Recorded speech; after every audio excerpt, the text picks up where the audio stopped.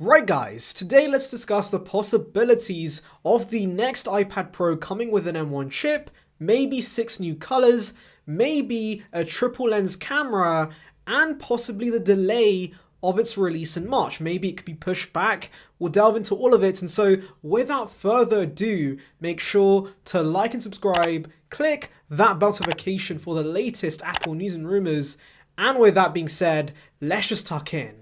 So it's another day, and that means we have yet another Love to Dream leak to delve into, and of course, like I explained in yesterday's video, which of course you can check out in the iCard above, Love to Dream is incredibly reliable. He has an accuracy of 89%, but the catch is, he gives information via riddles and puzzles we need to work out. So for reference, we have another anagram. It's SNCFITM,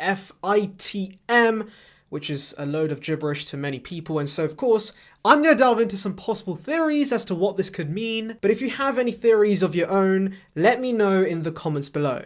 So let's delve into my first possible theory, and that is, so no confirmation for iPads this March. Now yes, this is a very odd one, but I do want to explain why I think there is a small chance this could be true. So yes, for a majority of the year so far, I've been covering a bunch of iPad Pro leaks, and in pretty much every one of them, we've got leaks about a new iPad Pro launching in March. But you see, in the back of my mind, I've always been wondering one thing, and that is, ever since the conception of the iPad Pro back in 2015, Apple has pretty much kept a consistent 18-month refresh cycle. And so taking this into consideration, we should see the 2021 iPad Pros in October, because of course we saw the 2020 models launch at the end of March 2020, and so releasing it in October makes a lot more sense because that would fit with the rough 18-month refresh cycle. And so there is a possibility we might see the iPad Pro later in the year. For example, of course, we've heard nothing about the 11-inch iPad Pro. I'm still uncertain as to what's happening with that model, and so maybe you could see that towards the end of the year. But also, of course, lately I've been covering on this channel the possibilities of possibly new Macs at the March event instead of the iPads. And so maybe Apple is shifting things around, and maybe they're pushing the iPads back towards the end of the year and the Macs towards the beginning of the year. Now, Apple Terminal believes we'll see a press release for the new iPads that could launch at the March event, and so they'll be covered via site refresh, and the event will be focused on the Macs. That also seems very plausible to me, and so yeah, we'll have to wait and see, but I do think it is plausible the iPads get delayed. Anyways, moving along, let's delve into my second theory as to what this could mean, and that is 6 new colors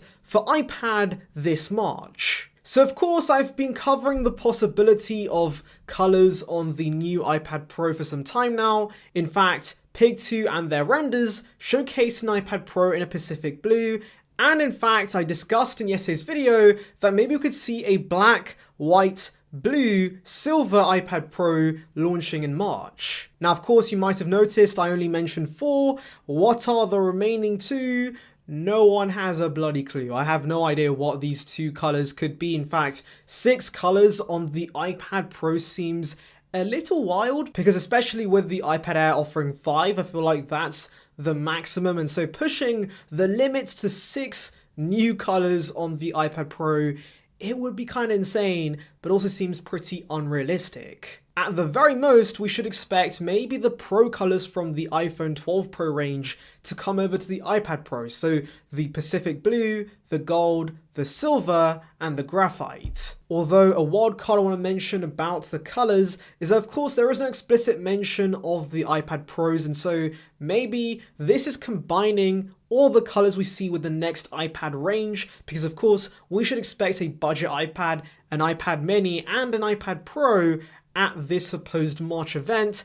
And so yeah, maybe we'll see 6 new colors across the range instead of one specific model. Right, so my next theory covers the cameras. So maybe this could mean several new cameras for iPad this March, or maybe special new camera for iPad this March. Now this actually ties in really well with another leak I delved into in the past. So OnLeak suggested we could see a triple lens camera on a future iPad Pro model. In fact, he had a few renders of this device. He thought we'd see it with the 2020 models, but we didn't, and so maybe Apple's pushed this for the 2021 models. I know some of you might be asking, what's the point exactly in having 3 lenses on the iPad Pro? Isn't that a little extreme? Well, yeah, I guess so, but at the same time, this is Apple's highest end iPad, and so they obviously want to give it the best specs possible.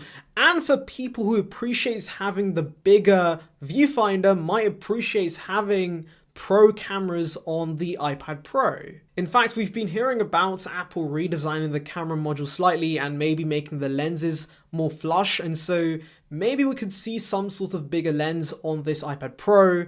Maybe they'll bring over the 12 Pro Max cameras to the 12.9-inch iPad Pro. We'll have to wait and see, but yes, I think this does seem pretty likely. I think we can see a huge camera upgrade. Though I do want to throw out a wild card in this because I don't think a triple lens camera, and particularly a telephoto camera coming to the iPad Pro, is special, and so maybe this could mean we're getting a better front-facing camera on the iPad Pro, which is something I think a lot of us would appreciate more. Because of course, in this era where we rely on Google Meet and Zoom 24/7, having a better front-facing camera is something a lot of people might appreciate.